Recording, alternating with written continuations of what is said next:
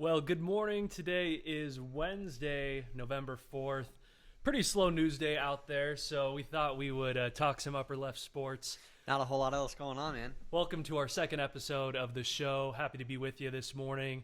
And we are super excited because we are just a few days away from the start of Pac-12 football. Saturday night. And what we're going to do today is we're going to do our WSU Cougars season preview show. And let's get right into it. This is a very different WSU team, and it starts from the top. Mike Leach, obviously, his tenure down in the Palouse is over. He's moved on to SEC country, and let's just be real for a second. Mike Leach was never able to win the big game, and by the big game we mean the Apple Cup. He did great things for this program, but I think we need to remember that when Mike Leach came to Pullman, there weren't a lot of jobs awaiting Mike Leach. Sure, he'd had some issues down in Texas Tech. Was able to come up, get a good job in Pullman, and he did. Let's give the guy credit. He was able to bring in a lot of success to a WSU program that struggled for many, many years, including a winless season. But Mike Leach came up to Pullman, brought some success, but if you can't beat the Huskies, it doesn't matter, and that's somewhere where he really struggled. It really was, man. It's like you said, it's kind of that one big game that matters. You can win 9-10 games in a season, but if you lose the Apple Cup, it feels like you came up short on the season. And when he first came up here, he won that first Apple Cup game. It looked like maybe the things were turning. He was going to be that guy for WSU. Unfortunately, after that, though, WSU did go on to lose the next 7 Apple Cups, leaving Mike Leach with a 1-7 Apple Cup record, which, as we all know, it's just not acceptable. Unfortunately, that is just a lot of pressure to win that game. He did have a 55-47 record overall, ended 2-4 in bowl games as well. So much like you said, man, while he did bring some success they hadn't seen between the Apple Cup and the bowl games, he just couldn't get it done, and that's why we saw the move that we did. Yeah, so he is down to Mississippi State now, and I think a lot of Coug fans, after seeing Leach gone, I think there was some optimism that everybody, I think, respected Leach, knew he was good for the program, better than where they were back in the Paul Wolf era, let's just say that. But he goes down to Mississippi State, and in that very first game, he knocks off the national champion LSU Tigers. Now, we've learned they don't have Joe Burrow anymore. That may not be the same LSU team. A little bit different. But you go and watch, and I don't know if you saw the game this last weekend, but he played Alabama. And if you can't beat a Chris Peterson UW team, Alabama is kind of the pro version of that team. A little bit. And his offense really struggled against Nick Saban's team down in Alabama. So Mike Leach is gone. Nick Rolovich, welcome to Pullman. And I'll tell you what, this is a guy that I think has really embraced that role. He comes from Hawaii, had some success in Hawaii that we'll talk about a little bit. But how do you see Rolo really fitting into this team? This is considered a little bit of a rebuild. This isn't a team that's expected to compete on day one. How do you think Nick Rolovich is going to fit into Pullman and this new WSU team? Yeah, you said it yourself. It's kind of a rebuild, and I think that bodes really well for Nick Rolovich here. He gets a chance to come in, bring his own guys in, not be pressured necessarily to turn this team around. Year one doesn't have that weight on his shoulder. And he's going to bring a little bit different style to the Palouse as well. Of course, Mike Leach was famous for that air raid offense. We saw Anthony Gordon put up some ridiculous numbers, which we'll touch on here in a bit. Nick Rolovich is going to run a lot more balanced offense out there. And when you've got a guy like Max Borge as well, it's going to be really interesting to see how he's utilized in this new offense. But I think we're going to see good things out of Rolovich. I think fans are going to like the style of football he brings to the Palouse. And I think he's got a good setup the way things are looking right now. Yeah, Rolo coming into WSU, he's calling it a player-run program. That doesn't mean that players are going to be calling the plays, but a total change of pace from Mike Leach. Mike Leach, not considered the most player-friendly coach. There were games that I think might have gotten on his players and a lot of fans' nerves where the offensive line would have an off night, and he would send those guys out to the podium to explain to the media why the team lost. I don't think you're going to see the antics with Nick Rolovich. I think this Not really quite. is a player-first coach. But like we mentioned, has had a lot of success. 28-27 coaching record overall, so 500 to this point. But last year, he was 10-5 overall. He's 2-1 in bowl games. I think that it's a similar style offense. That run and shoot is going to put up a lot of points. There's going to be more of an emphasis on the run game, of course. We'll get to some big compliments that he has waiting for him in Pullman that will help him with that. But as we mentioned, Chris Peterson's gone in UW as well. I think that helps. I think that helps what WSU is trying to do in the Pac-12 North. But let's talk about, you mentioned Anthony Gordon. Let's look at these key departures for the WSU Cougars. Anthony Gordon was that fifth-year senior, had a lot of experience. Kind of nobody outside of the WSU program knew about Anthony Gordon, and no one inside the program was surprised when he took the keys to the offense last year and ran. Yeah, Air Gordon, man. You know, he lived up to that name real quick early in the season. But this is a major loss for WSU this year. I mean, we're talking about a guy who threw for 5,500 yards last year, 48 TDs against 16 picks. I mean, those are just numbers that, one, you're probably not going to see outside of any offense other than that air raid. But two, you know, that's just numbers you don't just replace overnight. So we're going to have a lot of shoes to fill for the new QB this year. We actually just briefly talked about that on Monday. That's a true freshman, Jayden DeLora, from every report that we've seen at this point. So that's a big loss, though, for Gordon. We're going to be really interested to see how that's replaced. We'll talk about that freshman quarterback. When we were planning this show, we thought we'd be talking about who might take that quarterback spot. Yeah. We now know. We'll get to that in just a minute. But the other thing in terms of Jayden DeLora is who's he going to throw to? Because, again, if we look at these key departures, he's losing a lot of production out of that receiving core. He really is, man. If you weren't aware, what you're looking at on that departure graphic there is the top 3 wide receivers from last year's team. Do some quick math there. That's about 2,800 yards of receiving that we are talking about no longer on the field this year. So, again, we talk about shoes to fill. This receiver corps has a lot of ground to make up. We're really going to see who's going to step up and be those leaders on the outside. Because you got to, you know, as somebody, when you've got a freshman starting quarterback, you've got to have players step up around him to help him out and get him out of some of those situations he's going to find himself in. WSU defense also graduating some talent, including Marcus Strong, the defensive back. Last year, he had 66 tackles, 3 tackles for a loss, 2 INTs, also a few pass deflections. So losing a lot of production on the defensive side of the ball as well. And let's move on. We mentioned the name going into this show. We weren't sure, was it going to be Jayden DeLora? Was it going to be Cameron Cooper? Both those guys were highly touted coming out of college. And when we were sitting here trying to figure out who it was going to be, the discussion that we had is Cooper's a sophomore, DeLora's a freshman. Mm-hmm. And what I thought was really interesting is both of these guys were recruited by who? Nick Rolovich at Hawaii. And so I love that. It's not, you see a lot of times with these college coaches moving into a new program that it's not their guys, and it takes a few years to get their guys in the program. But the fact that on day one in Jayden DeLora, he's got a guy that you know he believes in, it's a guy he wanted, and now he gets him down in the Palouse.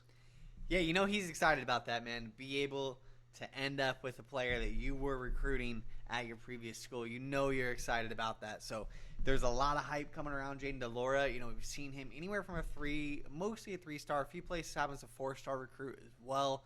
But I know Rolovich isn't caught up in the star rating. He's caught up in the talent that he sees and DeLora out there. We've seen it as well. You know, Rolovich has always liked a mobile quarterback, and that's something that DeLora brings to the table from day one.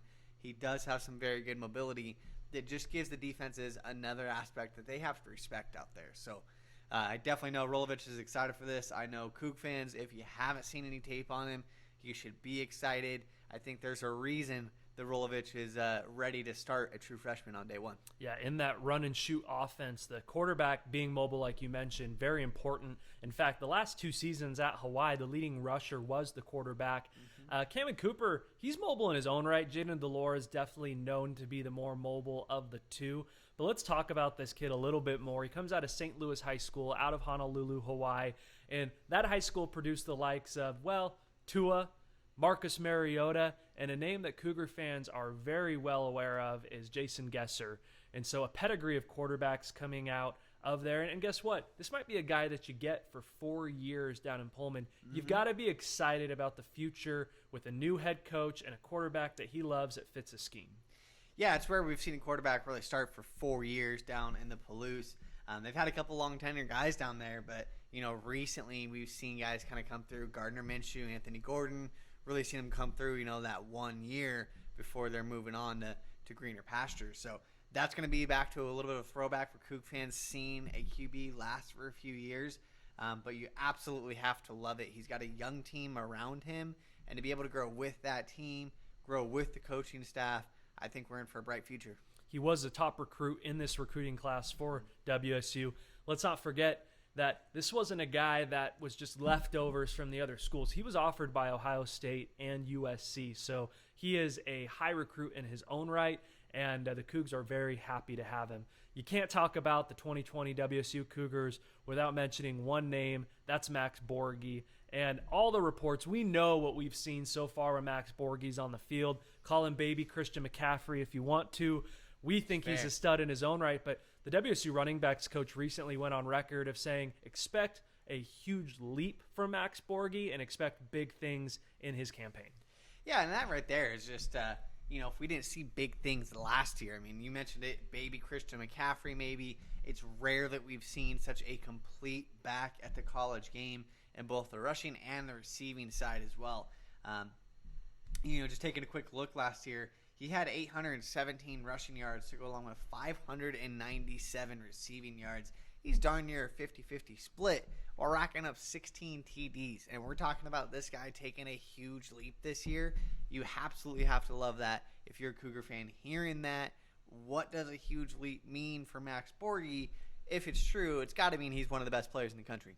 Yeah, they've also got Bazile, the running back out there, speedster. It sounds like the reports coming out that we know Borge's going to get a majority of the snaps, but if Bazile can be what he's been so far in the Cougar scrimmages, they might have two studs down there in this run-and-shoot offense. Now, everything starts this weekend against Oregon State. Let's take a look at the 2020-2021 schedule. I'm excited because I think on game one, this isn't they're not playing Central Washington, but they're also not playing Ohio State. And so I think we all know let's curb expectations this season a little bit. Now, they might catch a lot of people off guard. This season's very different than most seasons, so let's not write WSU off by any means. But week one, I think, is a very good measuring stick, as Oregon State is a very equal game. It's a game that WSU can win, and I think right after week one, we're going to know what can we really expect from this team. Yeah, those are great points you make right there. Obviously right away, this is a totally different season than what we're used to. We're starting later. It's a shorter season. Practices and scrimmages beforehand have been changed. So while WSU might be, picked by a lot of experts to finish at the bottom of the Pac-12 North, let's be honest, this is not a normal season to where all of these other teams are going to have the same normal, start to their season as well. So we could definitely see some other teams come out rusty to start the season, and you never know if WSU comes out hot. They could turn some things. But like you said, man, seeing them against Oregon State Saturday night, it's going to be a great indicator of what this team looks like. And I do think that they could end up surprising a few of those so-called experts that have them picked at the bottom. It's a shortened season as well. If they do get through Oregon State, either way, week two may not be as easy as they do play the number 12 ranked Oregon Ducks, another upper left team we'll be talking about on the show. And then after that, they go to Stanford on November 21st and November 27th, the Friday after Thanksgiving. We know what that day means. Cougar fans, I think eventually we might get that game on another day. But the Apple Cup falls the day after Thanksgiving once again. Yes, it does. And I think we get used to that. You got to save a few of those leftovers from Thanksgiving, have yourself something to munch on during that game, get ready for it. But I tell you what, man, it gives us something to look forward to. I don't know about you. I'm not one for going out and beating all the shopping crowds early in the morning. That's about waking up and getting ready to watch the Apple Cup. So I'm excited to see that. I'm excited to see how the new coaching staff approaches that game. And, of course, like we said earlier, UW's got a new coaching staff as well with Lake running the show now. So that's going to be a very interesting game, man, and I'm just unbelievably excited to watch it. Yeah, it's really a new era for both teams. Jimmy Lake, a North Central graduate here in Spokane, taking over the reins for Chris Peterson. He moved into a more of an administrative role in the athletic department. Jimmy Lake, very capable in his own right, but it kind of feels like let's reset this rivalry. The Mike Leach, Chris Peterson days are over. It's a new era of football up here in the Northwest. And so I think that this first year, I think Rolovich is going to be here a long time. think Jimmy Lake's going to be up in Seattle for a long time. And so I think year one, it is a renewed, refreshed rivalry we can't wait to see play out on the field. After the Apple Cup, WSU plays USC on December 4th, and then Cal comes to Pullman on December 12th. And so again, a shortened season. You look at that schedule right there, and you kind of pick out, like, I don't think anyone expects WSU to beat Oregon. However, they've given them fits the last few years. It's a winnable game. It's Oregon's had to play with the same circumstances this year. As you start to go through that a little bit, and you can find some wins in there, you can find a couple games the Cougars might be able to upset. But I'll tell you what, optimism should be high, and it is right now. It is, and like you said, man, it's a short season, so I think momentum's going to play a huge key in this season.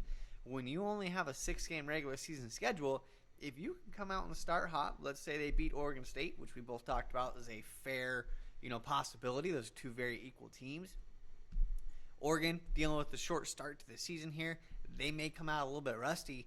I mean, if you can squeak out a win there and you can somehow start the season 2-0, that is a huge momentum wave that you only have to ride for 4 more weeks. And I tell you what, man, if you want to talk about momentum, you pull off that Apple Cup on the 27th, that's going to give these guys so much juice to go through those last 2 weeks of the season. So is it likely? Maybe not necessarily. There's a reason.